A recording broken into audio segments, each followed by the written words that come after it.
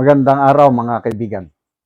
Bigyan natin ng reaction, opinion itong Facebook Reel posted by Adel Masanegra. Nakakatuwang panoorin na short video. May isang dalagita sa isang event na pinunta ni BP Sara. Daming tao. Tinatawag niya si BP Sara, hindi napapansin. Ma'am! Hindi pinapansin, tinawag niya, Inday Sara! Ayun, narinig ni BP lumapit.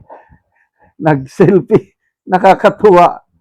Ganyan po ang ating vice presidente, yung hindi siya yung ano ba ito? I cannot describe yung ang dali niyang makarelate sa masa. Kaya ang dalaga, sabi niya, Inday Sara! Oh.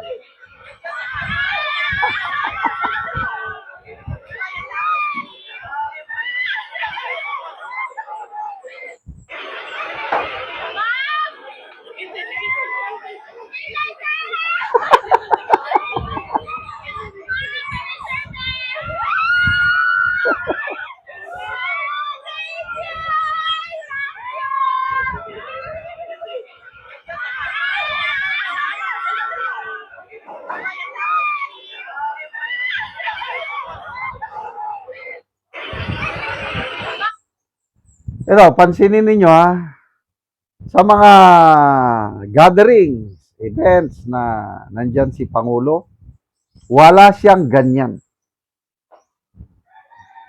Pagdating niya, kung hindi pa sasabihin ng MC na let's welcome the President with a big hand, may papalakpatin. Normal, siyempre, presidente siya. Talagang, out of respect. Tatayo ka, papalakpak. Kailang hindi yung ganito, wala yung kilig. Kahit saan magpunta. Yung iba naman, naka-video lang na gano'n. Iba ang dating ng mga Duterte. Tatay Digong man, BP Sara, makikita mo, the big difference. Kaya, dito mo makikita na ang presidente natin is kawawa. Ano yung matandaanan ko pang, I think last year, nagkaroon ng sakuna sa Cebu.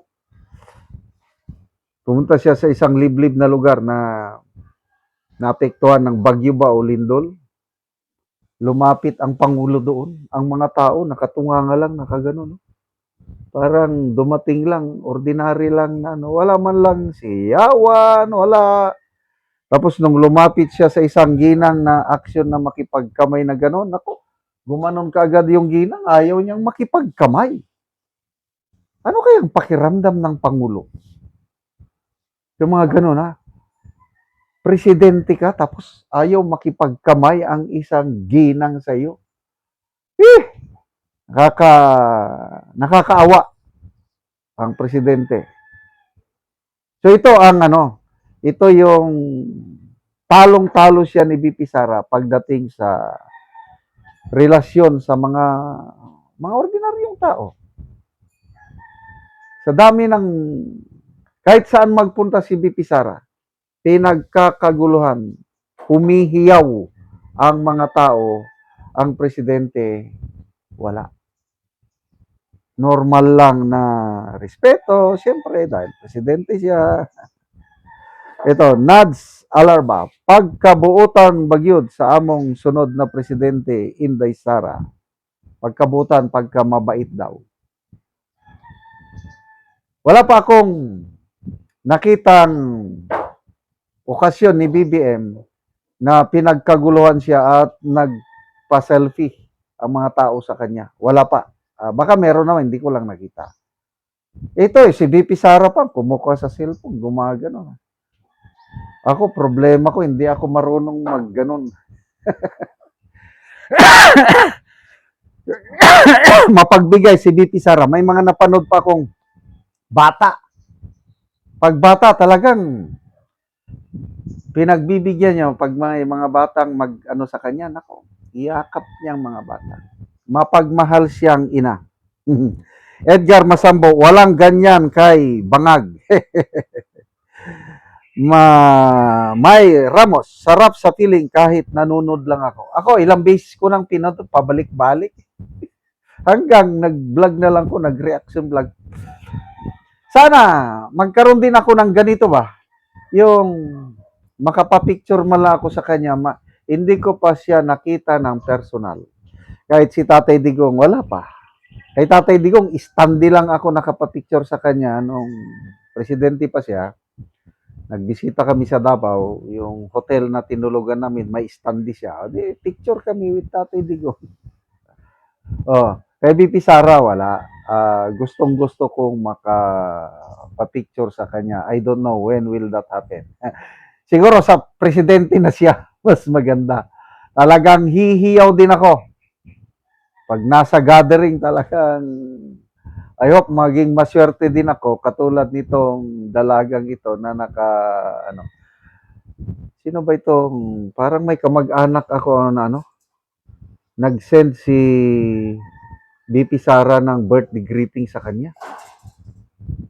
Pagkaswerte naman kasi yung kamag-anak kong ito, meron siyang kakilala yung security, yung army officer na close kay BP Sara. So, binulungan. Pwede bang bigyan ng birthday greeting sa ganito? Nako, birthday sa BP Sara. Nagsisend ng birthday greeting sa aking kamag-anak. Happy birthday.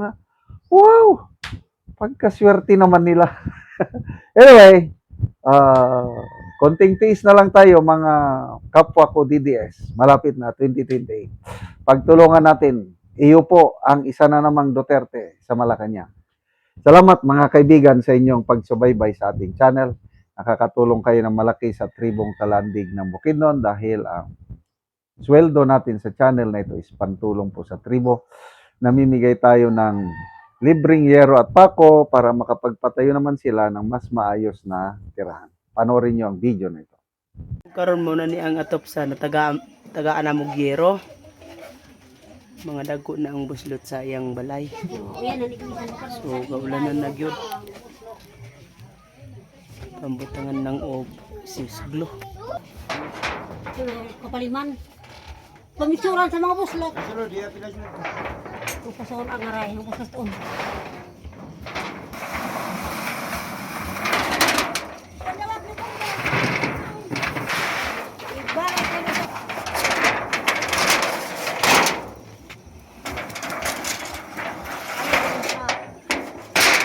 So mo na ni ang yero nga among gihatag para mapulian to ang ilang atop ng mga buslot na.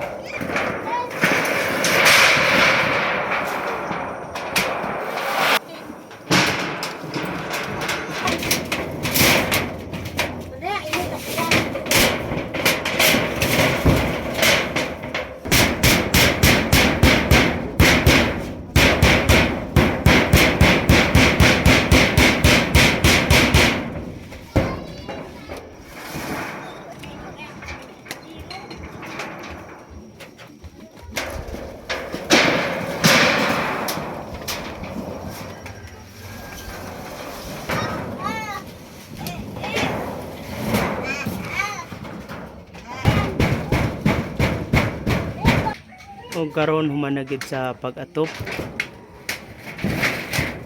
So napulihan na gyud tong mga bosloton nga ilang atop.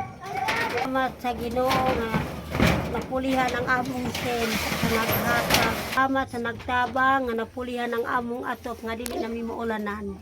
Oo. Salamat kid kaayo sa Ginoo. Ante pila na to ka tuig ang inyong balay nga inadto na ang itsura nga buslot na gyud.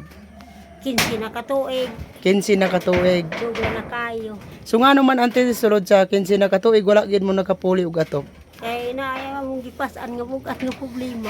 Sa wala mi nakapuli og atop. Tungod sa kalisod nga wala na ko'y trabaho, nga doon na ko'y sakit nga bati karon sa akong lawas, nga dili na ko makakaya og trabaho. Si Uncle dili na sad ka trabaho. Di na sad siya ka trabaho. Oo, so salamat ka ante.